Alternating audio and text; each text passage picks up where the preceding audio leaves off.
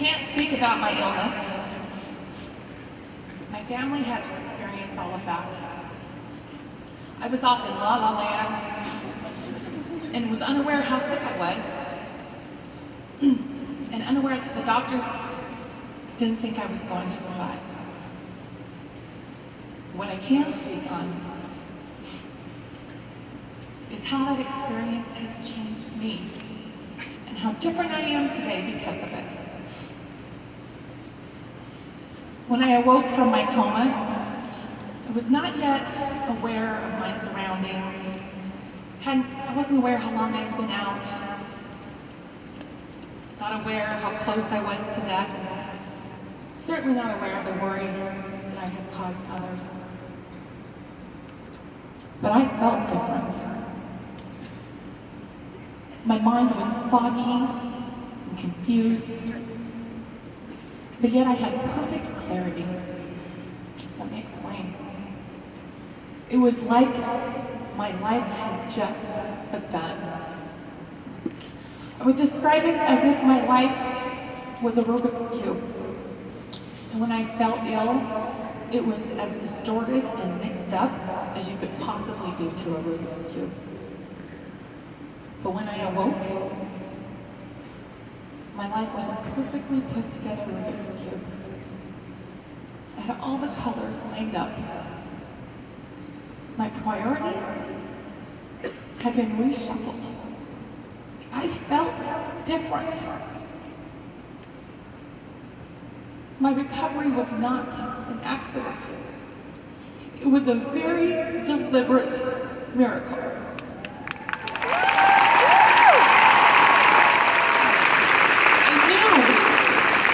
I knew I had been saved for a purpose. I had not yet done what I was supposed to accomplish. I was not living to my potential. And I know that now. I needed to almost die to live. I needed that near-death experience to begin life. That illness has become my greatest blessing. I was reminded that no one is guaranteed a tomorrow. I needed to be present in today, and I was not. It is no longer good enough for me to get an email from my son, Jackson's football coach, telling me that he's good. I want to already know that because I'm at every single game. It's no longer good enough to be 3 months into a school year for my first parent-teacher conference and to tell me he's good at math or struggling at reading. I want to be one doing homework with him every day.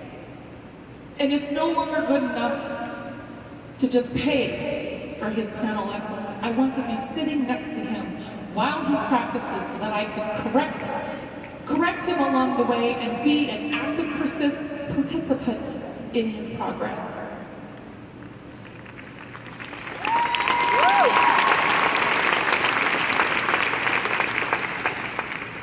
Before my illness, my life was measured in years. In 2014, I did this. In 2015, it was this. The weeks and the months just all mushed together. Now, I want my life measured in days. I want each day to be special. I want each day to have a purpose. And I want to be present in today.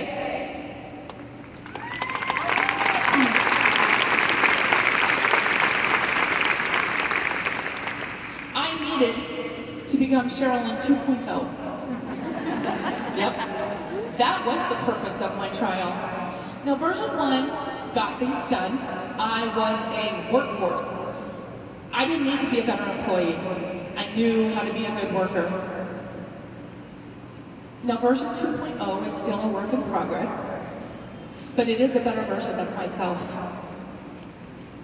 I now have a strong desire to do better, to be a better me. I want to be a better neighbor. I want to be a better friend. I want to be a better wife, and I want to be a better mother. I needed a complete overhaul to get my priorities in check.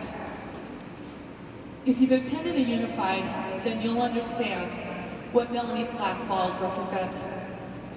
I had been to over 20 Unifieds. If she couldn't come, I could repeat her message in its entirety if I needed to. Melanie was very, very clear on what her glass balls were. And yet, I hadn't applied it to my life. My life had a whole bunch of rubber balls, and I juggled them all very, very well. However, I was not protecting what was supposed to be most important to me. My glass balls didn't exist. I didn't have any. I was not doing my job and was not living to my potential. That was the purpose of my illness. I needed that time. I needed that downtime so the updates to version 2.0 on Sherilyn could be completed. I needed to become a better Sherilyn, and I couldn't do it by myself. I don't recommend doing it the way I did it. Make the changes necessary for you to become a better you. I had been out for about 6 weeks when I returned to work, and it was rough. With my newfound purpose, I didn't care about all those rubber balls that I was doing. I had glass balls now. My priorities had been redefined, and my focus had a new purpose. I didn't want all those other ones back. I was alive. I wasn't going to sweat the small stuff anymore. My project for the prior 18 months had been building the new building, and I cared about every little detail. When I returned, things had to continue on, and I'm very, very grateful that they did. I didn't care what lounge furniture had been ordered. I didn't care the color of rocks that were chosen for the fireplace. They had to be decided already, and I was very, very grateful that they were. I just didn't care about my work life quite the same. I was different. Before my illness, my life was full of idiots.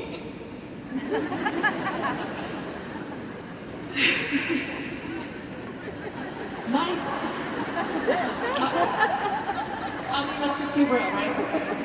So my son spoke pretty early as a child, and his first word was no.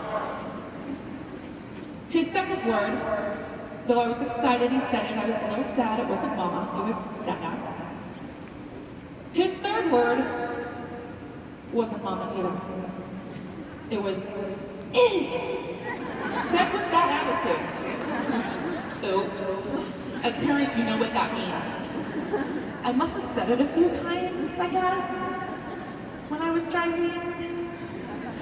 I was surrounded by idiots, and my life didn't need people. I had zero tolerance for them, and I had even less patience. It was very much, I'll let you know if I need you, but until then, get out of my way kind of life. I'm happy to say I'm much calmer now. Did you know it's actually possible to drive from point A to point B without getting angry? Who knew? This is new for me. Now, when I miss a green light, I sit there and wait at a red light. I wait my turn. And did you know that getting all mad doesn't make the red light any shorter? Wow. I can drive now without yelling, swearing, and riding on someone's rear end. It feels good. My life has the same people in it. Same people on the roads, same people in the store. They weren't any different. I was. I was the idiot.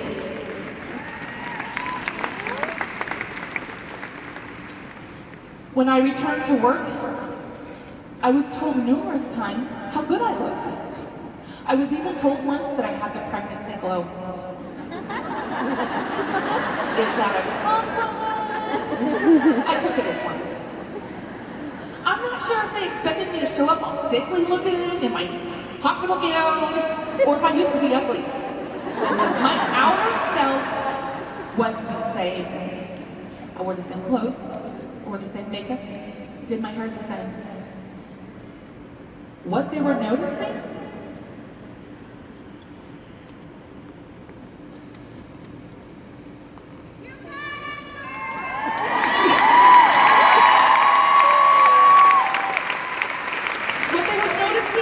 Was my countenance.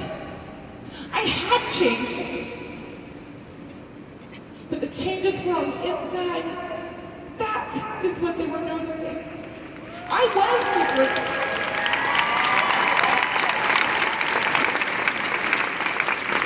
I don't have Sherilyn's pretty cry. Sorry.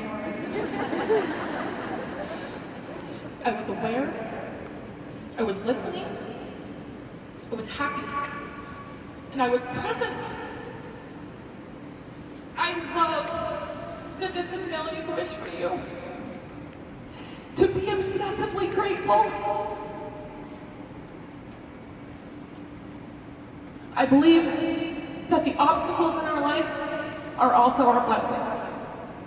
Our obstacles are our blessings. Yep. That illness has become my greatest blessing. Obstacles are put before us as learning opportunities. That is how we grow. And that is how we find what we are capable of accomplishing. If our successes in life can only be determined by how we handled our struggles, then we must find purpose in our trials.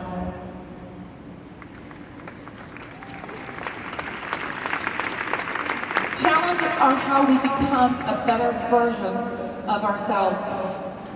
Version 2.0 exists in all of us. You get a version 2.0. You get a version 2.0. You get a version 2.0. We are not given trials to fail. God knows our strengths, and He wants great things from us. But until we know our strengths, we are not allowing ourselves to reach our full potential. I needed to be knocking on death's door to reassess my priorities. I needed to get some glass balls. I didn't mean it like that. No. And in doing that, I now have the ability to take that blessing and be a better me. And I absolutely intend to do so.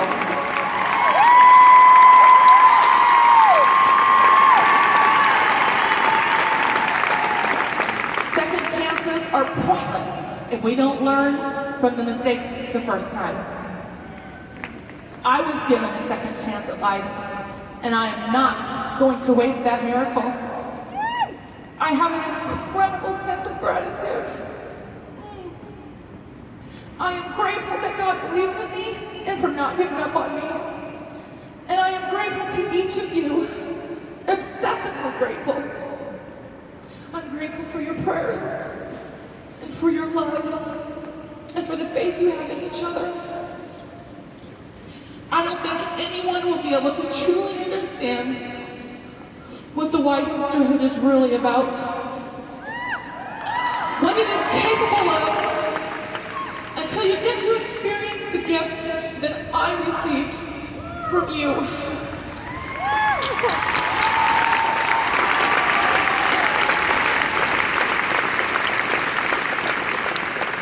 Each of us has the ability to do good things, but an army of women has the ability to do great things. I know I was blessed because of you. Thank you for embracing me into this white family. And I love you. The overwhelming love from our sisterhood was extremely humbling. I am grateful for this opportunity to be able to publicly thank each of you. Both Melanie and Derek can deliver powerful messages and speak eloquently. And I've got gifts. That's not one of them. So there is not very many reasons or people that could get me up here. But when Melanie asked me to take some of her time and told me her wish for you was to be obsessively grateful, how could I not? That is exactly what I experienced. Gratitude to the fullest. I had to take this opportunity to say that me and my family are obsessively grateful for each of you. I am blessed and forever changed by this experience. Let's continue to use our power for greatness, and may we all strive to be present and live each day better. I love you.